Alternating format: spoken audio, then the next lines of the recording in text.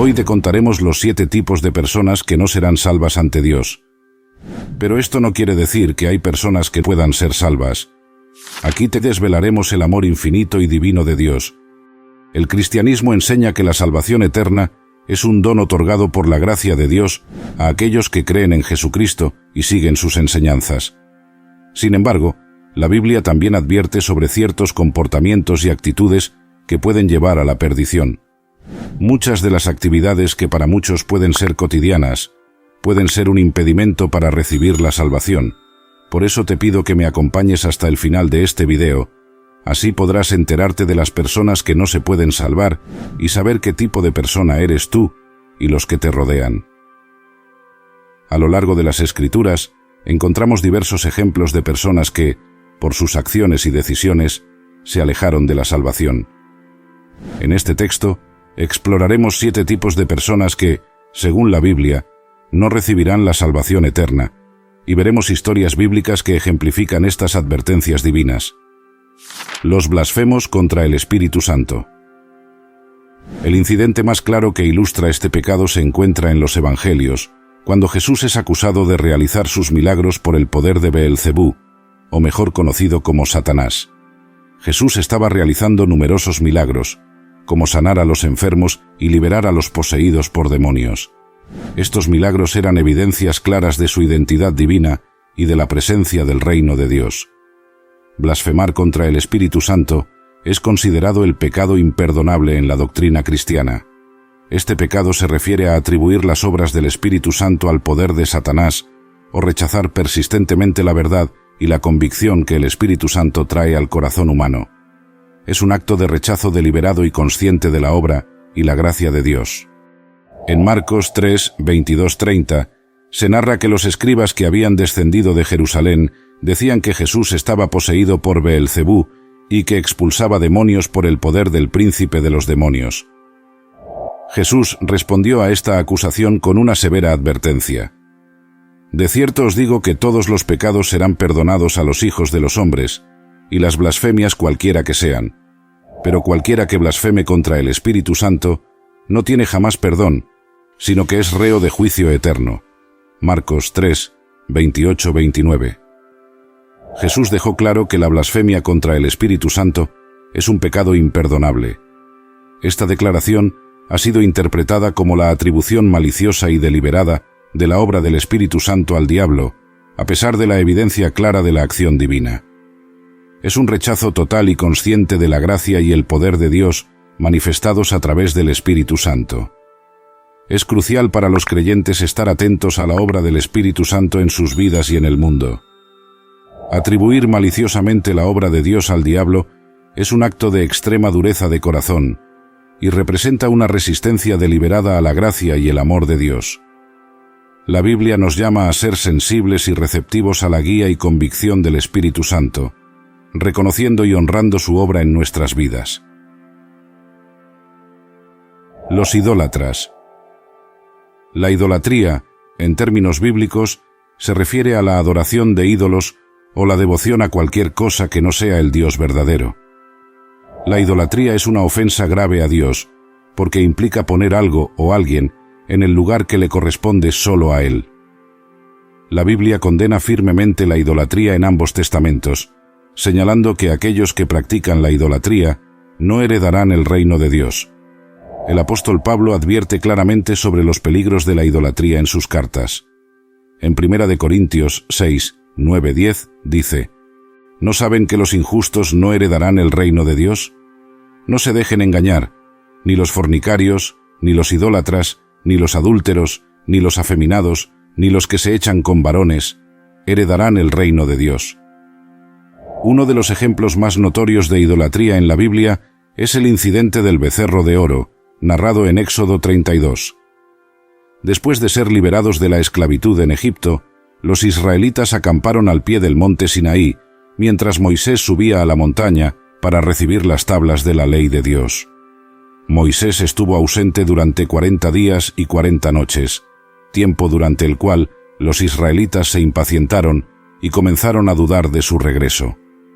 En ausencia de Moisés, los israelitas acudieron a Aarón, el hermano de Moisés, y le pidieron que les hiciera un dios que los guiara. Aarón accedió y fundió un becerro de oro a partir de las joyas y el oro de los israelitas. Luego, el pueblo proclamó: Israel, estos son tus dioses que te sacaron de la tierra de Egipto. Éxodo 32:4. Los israelitas ofrecieron sacrificios y celebraron una fiesta en honor del becerro de oro, cayendo así en la idolatría. La reacción de Dios fue inmediata y severa. Dios informó a Moisés sobre la apostasía de su pueblo y expresó su intención de destruirlos. Moisés intercedió en favor del pueblo, pidiendo misericordia y recordando las promesas de Dios a los patriarcas. A pesar de la intercesión de Moisés, cuando él descendió del monte y vio el becerro y la danza, se enfureció y rompió las tablas de la ley. Moisés quemó el becerro, lo molió hasta reducirlo a polvo, lo esparció sobre el agua y obligó a los israelitas a beberla. Además, los levitas, bajo la dirección de Moisés, ejecutaron a unos 3.000 hombres que habían participado en la idolatría. Este relato muestra la seriedad con la que Dios trata la idolatría. En los 10 mandamientos, Dios declaró explícitamente: «No tendrás dioses ajenos delante de mí. No te harás imagen, ni ninguna semejanza de lo que esté arriba en el cielo, ni abajo en la tierra, ni en las aguas debajo de la tierra. No te inclinarás a ellas, ni las honrarás». Éxodo 20:3-5. Este mandamiento establece la exclusividad de la adoración que Dios exige de su pueblo. Los incrédulos. En la teología cristiana, la incredulidad se refiere a la falta de fe en Dios y en su Hijo Jesucristo. La Biblia es clara al afirmar que la fe es un requisito fundamental para la salvación. Jesús dijo en el Evangelio de Juan: «El que cree en el Hijo tiene vida eterna, pero el que rehúsa creer en el Hijo no verá la vida, sino que la ira de Dios está sobre él». Juan 3:36. Esto resalta la importancia de la fe como el medio a través del cual se recibe la gracia salvadora de Dios. Uno de los ejemplos más ilustrativos de incredulidad en la Biblia es el faraón de Egipto durante el tiempo de Moisés. La historia se encuentra en el libro del Éxodo, capítulos 7 al 12. Esta narrativa relata que Dios envió a Moisés a Egipto con el mandato de liberar a los israelitas de la esclavitud. A través de Moisés, Dios realizó una serie de milagros y plagas con la intención de convencer al faraón de dejar ir a su pueblo. A pesar de ver señales poderosas como la conversión del agua del Nilo en sangre, plagas de ranas, piojos, moscas, la muerte del ganado, úlceras, granizo, langostas, oscuridad y finalmente la muerte de los primogénitos egipcios, el faraón persistió en su incredulidad y desobediencia a Dios. La incredulidad del faraón tuvo consecuencias devastadoras tanto para él como para su pueblo. La obstinación del faraón llevó a la destrucción de su nación y la pérdida de muchas vidas. Finalmente, después de la 10ª plaga, permitió que los israelitas se fueran, pero incluso entonces, su incredulidad lo llevó a perseguirlos, lo que resultó en la destrucción de su ejército en el Mar Rojo. La historia del faraón destaca la gravedad de la incredulidad y la terquedad frente a las evidencias de la obra de Dios. En el Nuevo Testamento, el apóstol Pablo también habla sobre la incredulidad como un obstáculo para la salvación. En su carta a los Romanos, Pablo señala que aquellos que rechazan la verdad de Dios y se niegan a creer en el Evangelio enfrentan la ira de Dios. Esto lo podemos leer en Romanos 1, 18-32. Los amadores del dinero. La Biblia advierte repetidamente sobre los peligros del amor al dinero y la avaricia. Este amor desmedido por las riquezas puede llevar a una persona a apartarse de la fe y de los valores del reino de Dios. El apóstol Pablo, en su carta a Timoteo, dice claramente: «Porque la raíz de todos los males es el amor al dinero, el cual, codiciando a algunos, se extraviaron de la fe y fueron traspasados de muchos dolores». Primera de Timoteo 6:10. Judas Iscariote fue escogido por Jesús como uno de sus discípulos y tuvo el privilegio de estar cerca de Jesús durante su ministerio terrenal. A pesar de esta proximidad, Judas tenía un corazón codicioso, lo cual quedó evidente en varias ocasiones. El episodio más significativo que revela el amor de Judas por el dinero es su traición a Jesús por 30 piezas de plata.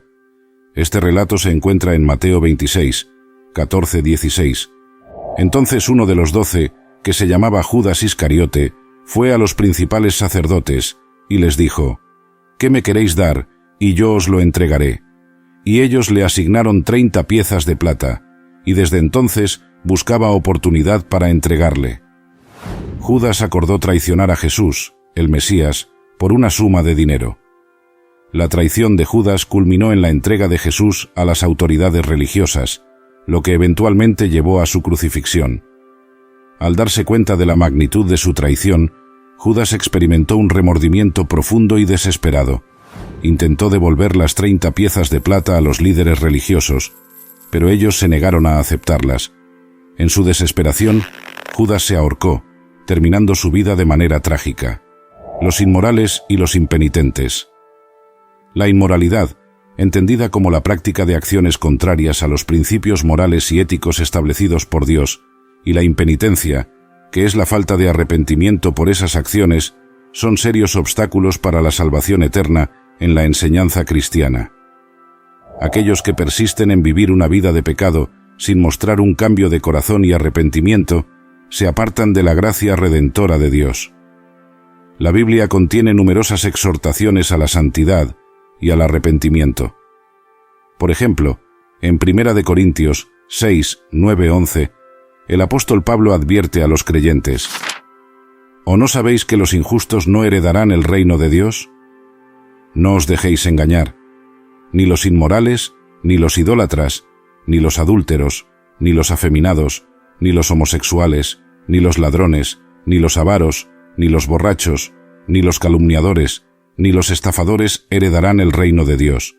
Y eso erais algunos de vosotros, pero fuisteis lavados, pero fuisteis santificados, pero fuisteis justificados en el nombre del Señor Jesucristo y en el Espíritu de nuestro Dios.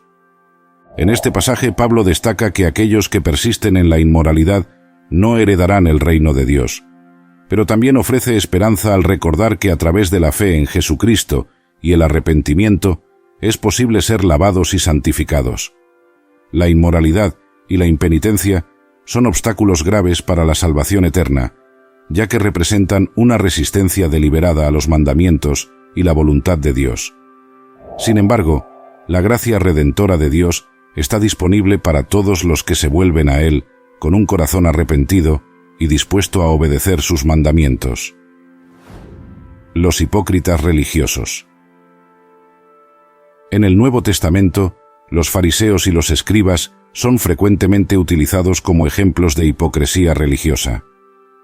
Jesús los confrontó en múltiples ocasiones, dejando claro que sus prácticas externas de piedad no reflejaban un verdadero compromiso con Dios. Los fariseos y escribas eran líderes religiosos en el tiempo de Jesús, conocidos por su riguroso cumplimiento de la ley y las tradiciones.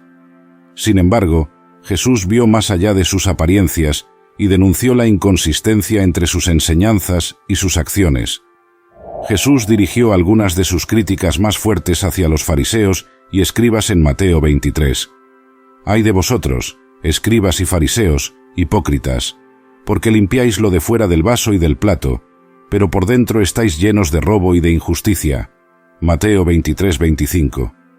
«Ay de vosotros, escribas y fariseos, hipócritas, porque diezmáis la menta y el eneldo y el comino, y dejáis lo más importante de la ley, la justicia, la misericordia y la fe. Esto era necesario hacer, sin dejar de hacer aquello». Mateo 23, 23. Jesús señaló que se preocupaban por mantener una apariencia externa de pureza, mientras ignoraban la corrupción interna de sus corazones. Los fariseos y escribas se enfocaban en los detalles minuciosos de la ley, pero descuidaban los principios fundamentales de justicia, misericordia y fe. Jesús dejó claro que tal hipocresía sería juzgada severamente. Los hipócritas religiosos estaban más interesados en la aprobación humana que en la de Dios, y esta discrepancia los alejaba de la verdadera relación con Dios y, por ende, de la salvación eterna. La hipocresía religiosa se refiere a aquellos que practican la religión de manera superficial, aparentando piedad y devoción, mientras sus corazones y acciones están lejos de los principios de fe y justicia que profesan. Los que rechazan la verdad. Rechazar la verdad en el contexto cristiano se refiere a rechazar el mensaje del Evangelio y la revelación de Dios a través de Jesucristo. La verdad es personificada en Jesucristo, quien dijo: «Yo soy el camino, y la verdad, y la vida. Nadie viene al Padre sino por mí». Juan 14:6. Por lo tanto, rechazar a Jesús y su mensaje es rechazar la verdad de Dios y el único camino a la salvación. El rey Agripa fue uno de los que rechazó la verdad de Cristo. El relato de la interacción entre Pablo y el rey Agripa se encuentra en Hechos 26. Pablo había sido arrestado y llevado ante varios gobernantes para defenderse de las acusaciones en su contra. Finalmente, tuvo la oportunidad de presentar su caso ante el rey Agripa y Berenice. Pablo habló con elocuencia y pasión sobre su conversión, su misión y la resurrección de Jesucristo. Al final de su discurso, Pablo dirigió una pregunta directa a Agripa. «¿Crees, oh rey Agripa, a los profetas? Yo sé que crees». Hechos 26-27. La respuesta de Agripa fue evasiva y reveladora de su rechazo. «Por poco me persuades a ser cristiano». Hechos 26-28. Aunque Agripa no mostró abierta hostilidad hacia Pablo ni el mensaje del Evangelio, su rechazo a tomar una decisión de fe es un ejemplo de cómo el rechazo de la verdad puede manifestarse de manera sutil pero definitiva. Al no aceptar la verdad, Agripa se cerró a la posibilidad de salvación que Pablo le ofrecía. Cuéntanos, ¿has tenido algún comportamiento que te haga parte de una de estas 7 personas? ¿Crees que aún hay tiempo para que cambies y vuelvas a los caminos de la verdad y la vida? Haznos saber en la sección de abajo. Para nosotros es muy importante tu participación en este canal. Si te ha gustado este video, regálame un like, comenta qué te ha parecido en la sección de comentarios. Recuerda suscribirte a este canal y compartir este video.